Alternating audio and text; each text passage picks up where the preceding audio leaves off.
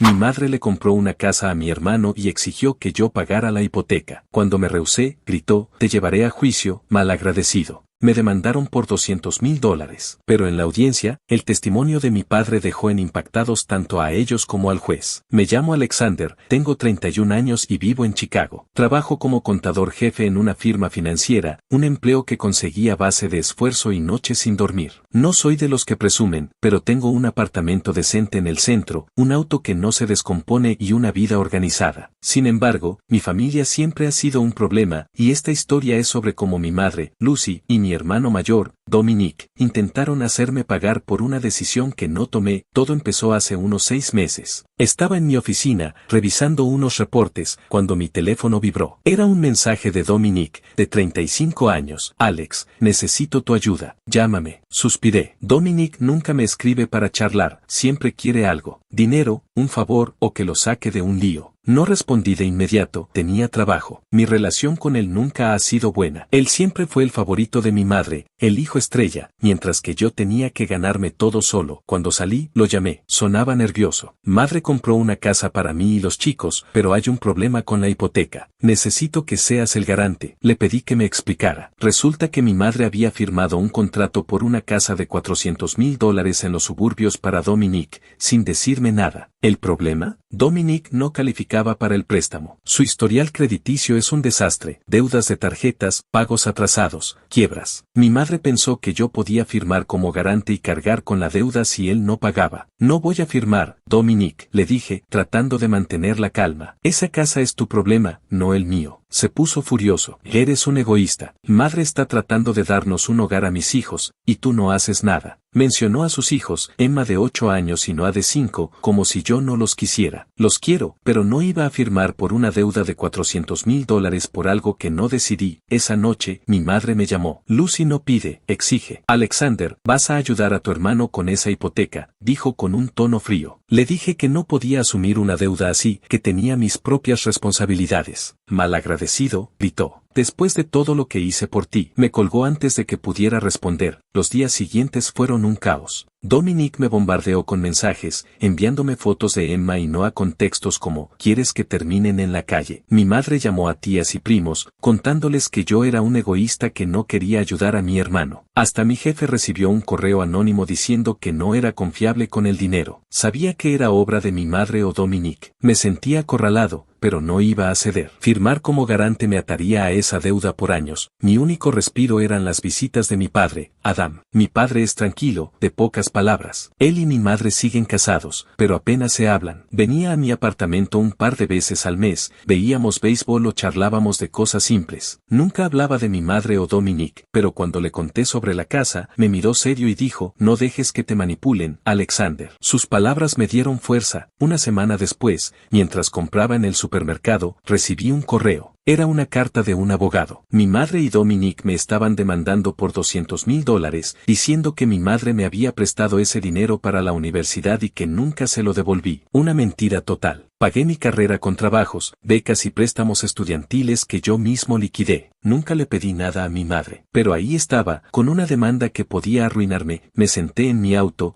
con las bolsas en el asiento trasero, y sentí que todo se venía abajo. No solo estaba lidiando con la traición de mi madre y hermano, sino que ahora tenía que pelear en un tribunal por algo que no hice. Llamé a mi amigo Mike, un abogado de la universidad, y le conté todo. Esto es ridículo, Alexander, dijo. No tienen pruebas. Pero hay que prepararnos, porque van en serio. Esa noche, mi padre vino a mi apartamento.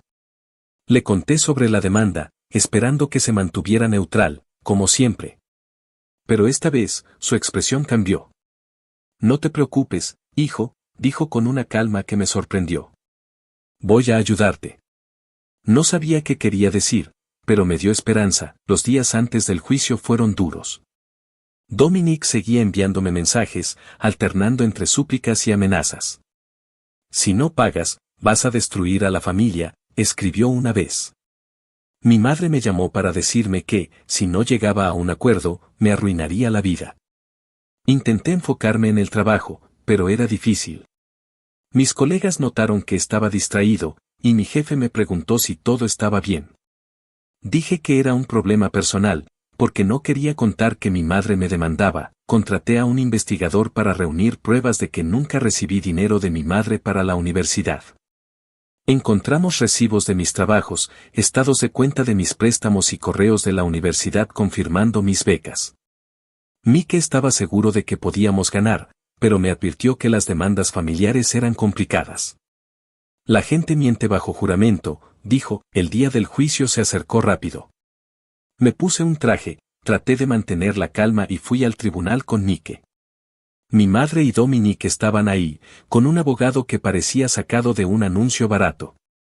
Mi madre me miró con desprecio, como si yo fuera un extraño. Dominic evitaba mi mirada. Me sentí mal, pero no podía mostrarlo. Mi padre estaba en la parte trasera del tribunal, con una expresión que no podía leer. El juicio empezó con el abogado de mi madre diciendo que ella me dio $200,000 para mi carrera en la Universidad de Illinois. Y que yo prometí devolverlos. Presentaron un contrato con mi firma, pero era falso.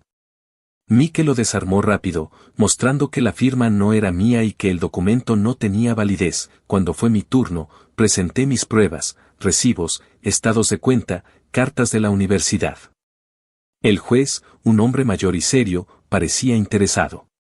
Pero lo que realmente cambió las cosas fue que mi padre se levantó para hablar.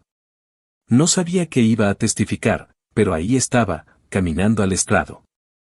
El silencio en el tribunal era pesado. Mi padre, Adam, siempre había sido un hombre reservado, alguien que evitaba los conflictos a toda costa. Verlo en el estrado, con la espalda recta y la voz firme, fue como ver a un extraño. Juró decir la verdad y empezó a hablar. Lucy nunca le dio un centavo a Alexander para la universidad, dijo, mirando al juez. Mi hijo trabajó duro, pagó sus estudios con empleos de medio tiempo y becas. Esta demanda es un intento de manipularlo para que asuma los errores financieros de su hermano, Dominic. El aire en la sala cambió. Mi madre palideció, sus manos apretando el bolso como si quisiera estrangularlo. Dominic, sentado junto a ella, se hundió en su silla, mirando al suelo. El abogado de ellos, un tipo con un traje barato y demasiada gomina, intentó interrumpir, pero el juez levantó una mano para callarlo. Continúe, señor, dijo. Mi padre siguió, y cada palabra era como un martillo cayendo sobre la mentira que mi madre y Dominic habían construido.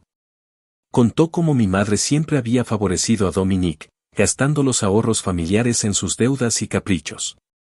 Lucy me convenció de firmar documentos sin leerlos, admitió, con un tono que mezclaba vergüenza y determinación.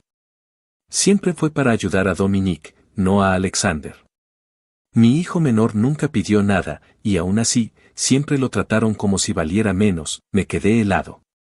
Nunca supe que mi padre había visto tanto, que había cargado con ese peso en silencio.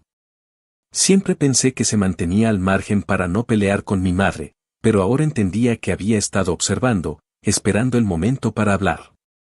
Sus palabras no solo desarmaron la demanda, sino que expusieron años de favoritismo y manipulación. El juez tomaba notas, su expresión cada vez más seria. Cuando mi padre terminó, el abogado de mi madre intentó contraatacar. Esto es irrelevante, gritó, agitando un montón de papeles. El contrato que presentó la señora Lucy es prueba suficiente. Pero Mike, mi abogado, estaba listo. Señaló que el contrato no tenía autenticación notarial, que la firma no coincidía con la mía y que no había registros bancarios que respaldaran un supuesto préstamo de $200,000. Presenté mis estados de cuenta, que mostraban cómo pagué mis préstamos estudiantiles con mi propio dinero. El juez revisó todo con atención, haciendo preguntas puntuales que ponían nervioso al abogado de mi madre. Entonces, el juez llamó a mi madre al estrado. Lucy se levantó, con la cabeza en alto, como si estuviera a punto de dar un discurso. Pero cuando empezó a hablar, su historia se desmoronó.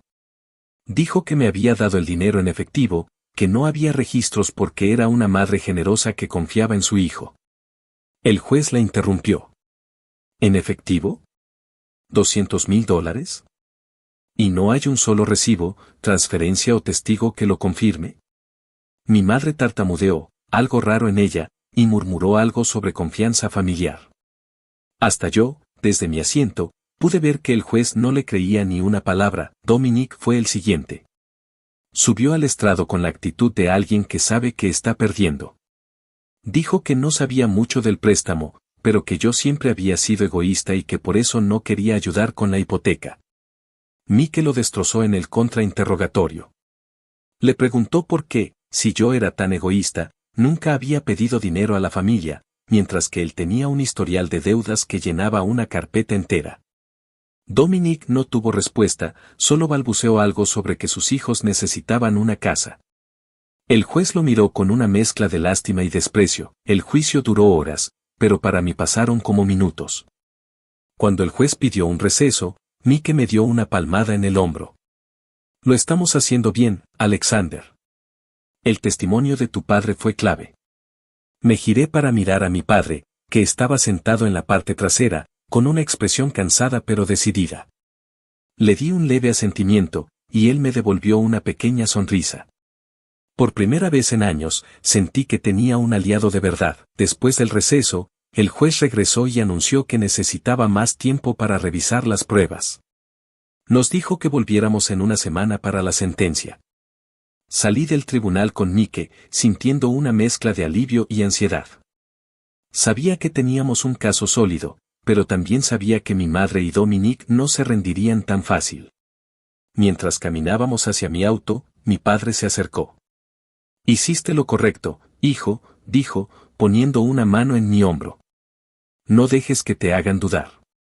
Le agradecí, pero no pude evitar preguntarme qué pasaría cuando volviéramos a casa. Mi padre vivía con mi madre, y después de lo que dijo en el tribunal, no estaba seguro de cómo iba a manejarlo. Esa semana fue un infierno. Mi madre me llamó varias veces, dejándome mensajes de voz llenos de insultos. Vas a destruir esta familia, Alexander, gritó en uno. ¿No tienes corazón? Dominique, por su parte, cambió de estrategia. Me envió mensajes más suaves, diciendo que estaba dispuesto a arreglar las cosas si llegaba a un acuerdo con ellos antes de la sentencia. Incluso mencionó a Emma y Noah, diciendo que los niños estaban tristes porque el tío Alex no los quiere. Fue un golpe bajo, pero no caí. Sabía que era otra táctica para manipularme. En el trabajo, traté de mantenerme enfocado, pero era difícil. Mis colegas seguían preguntándome si estaba bien, y mi jefe me llamó a su oficina otra vez. Alexander, sé que estás pasando por algo, dijo.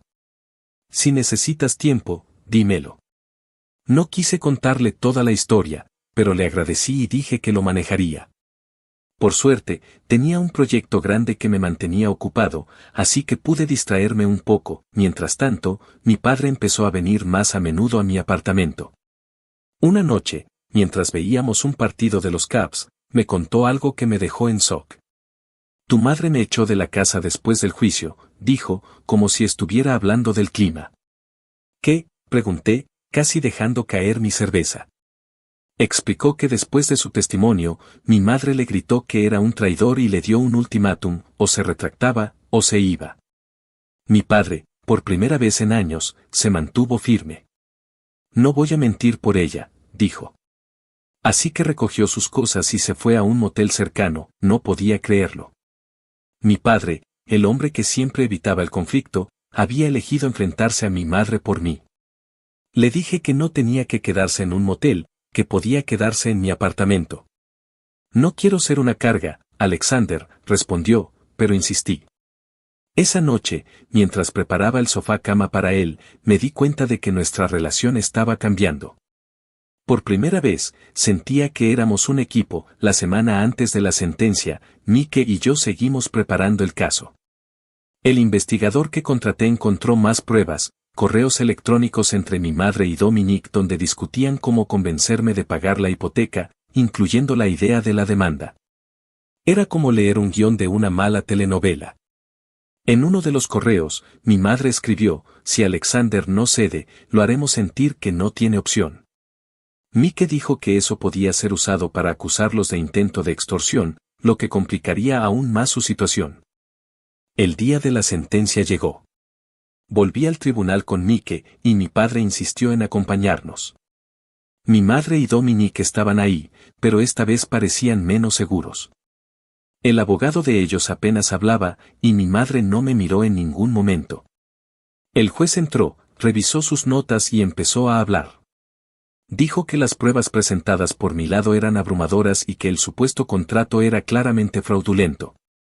Declaró que no había evidencia de que yo le debiera nada a mi madre y desestimó la demanda, pero no terminó ahí.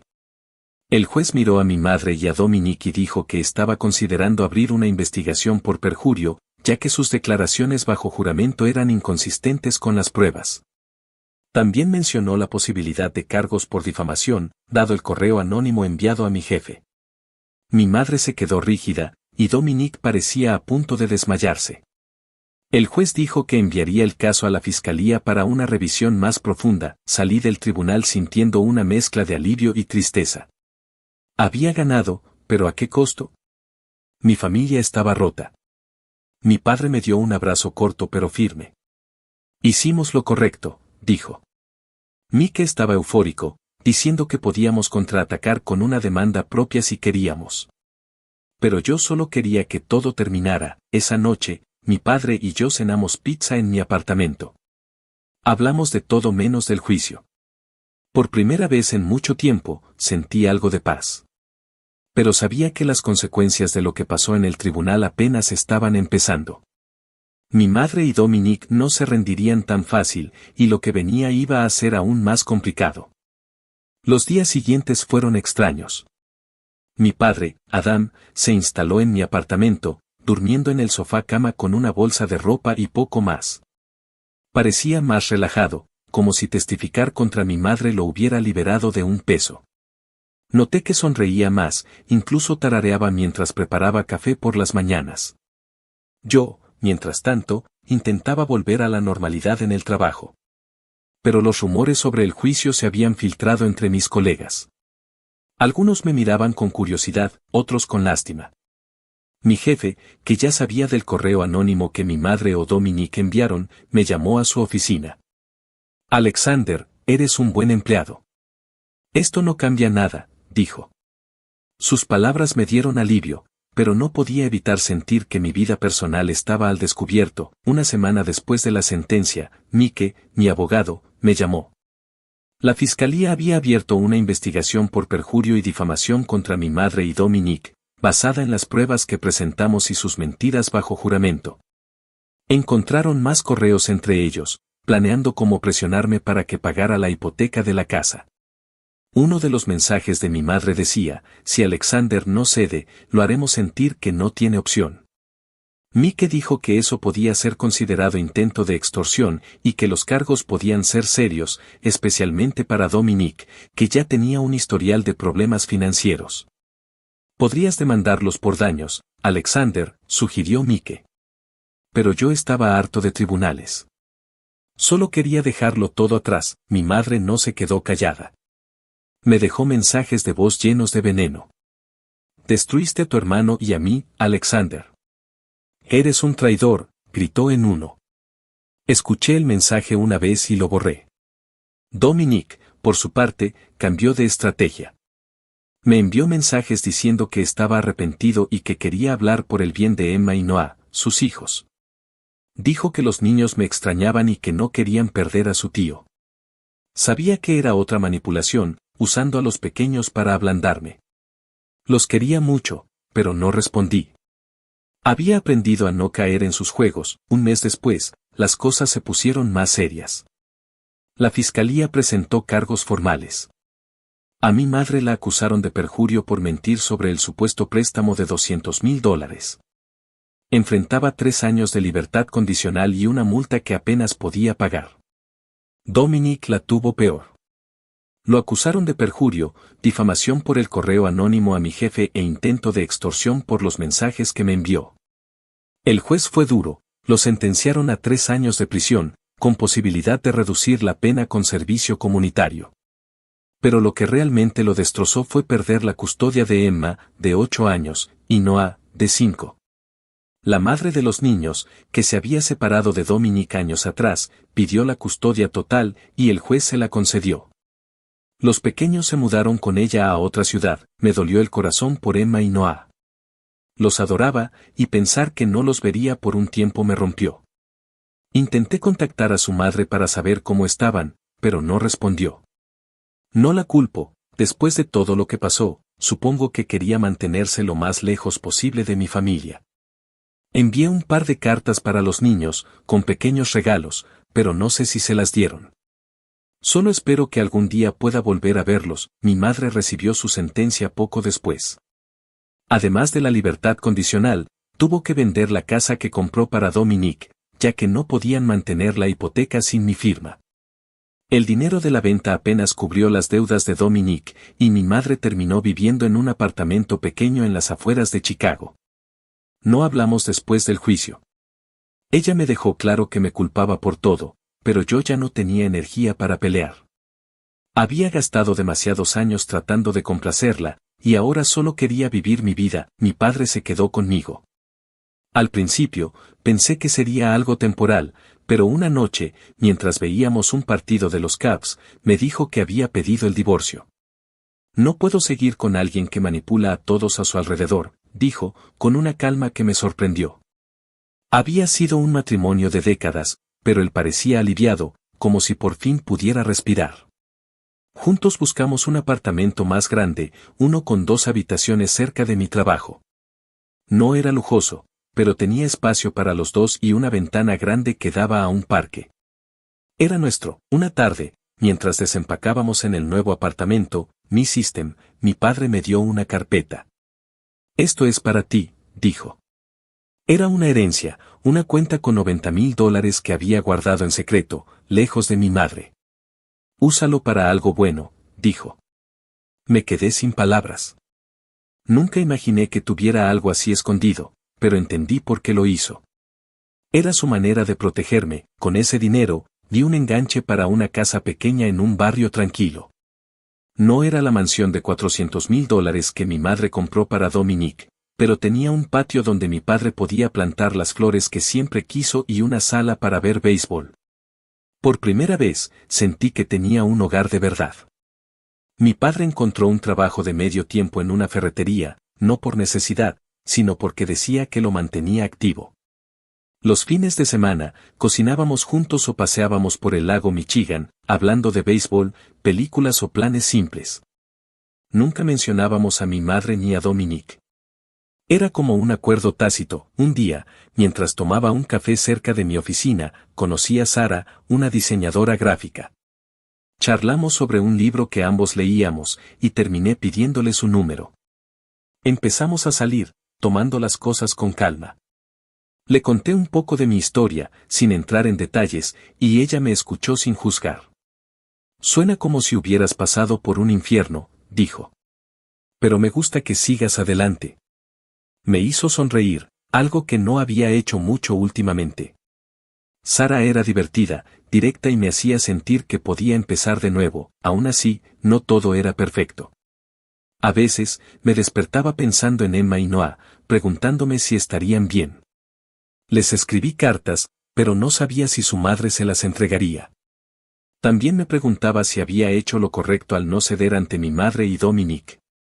Sí, gané el juicio, y ellos enfrentaron las consecuencias, pero mi familia se rompió. Mi padre y yo estábamos más cerca que nunca, pero el vacío seguía ahí. Una noche, mientras veíamos un partido, le pregunté a mi padre qué pensaba de todo. Se quedó callado, mirando la pantalla. Luego dijo, la verdad duele, Alexander, pero las mentiras duelen más. Sus palabras se me grabaron. Había perdido a mi madre y a mi hermano, pero gané mi libertad y una relación honesta con mi padre. Ahora, meses después, mi vida es más estable. Me ascendieron en el trabajo, lo que me dio algo de alivio financiero. Mi padre y yo vivimos bien en nuestra casa, y mi relación con Sara va creciendo. Pero el costo emocional aún pesa. Por eso escribo esto en Reddit. Quiero saber qué opinan.